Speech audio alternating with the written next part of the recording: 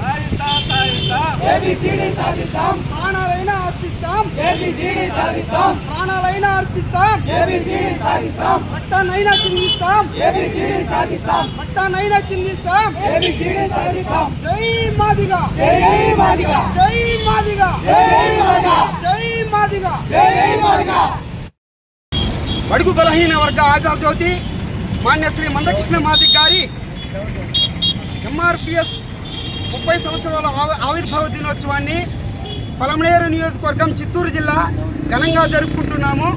అదేవిధంగా అన్నగారి 30 సంవత్సరాల సుదీర్ఘ పోరాటంలో ఏబిసిడి వర్గీకరణ గురించి ఎన్నో ఆటుపోట్లు ఎదురు దెబ్బలు తిన్న వ్యక్తి మన మహాజన్నేత మందకృష్ణ మాదిగ గారు.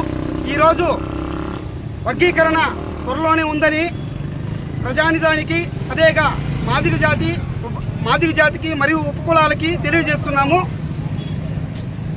కృష్ణమాదిగ గారి అనుచరులుగా మేము పనిచేయడము మా అదృష్టంగా భావిస్తూ ఈ 30వ ఆవిర్భావ దినోత్సవాన్ని పండుగ వాతావరణంగా ఇక్కడ పలమనేరు నియోజకవర్గంలో జరుపుకోవడం మాకు చాలా సంతోషకరంగా ఉంది. మాన్య శ్రీ మందకృష్ణ మాదిగ గారి నాయకత్వం, మాన్య శ్రీ మందకృష్ణ మాదిగ గారి నాయకత్వం.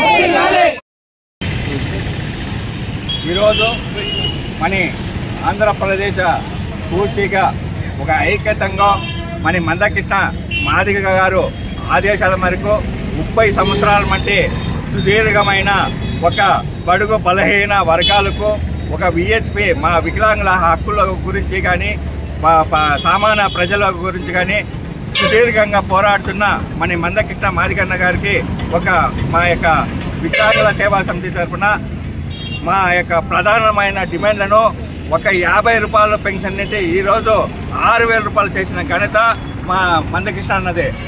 సామాన్య బడుగు బలహీన వర్గాలకు అతి ఎక్కువగా బలహీనగా ఉండకుండా ఏబిసిడి వర్గాన్ని అనేది కేటాయించి ఆ ఏబిసిడి వర్గాలను కూడా త్వరలోనే అమలు చేస్తున్నారు.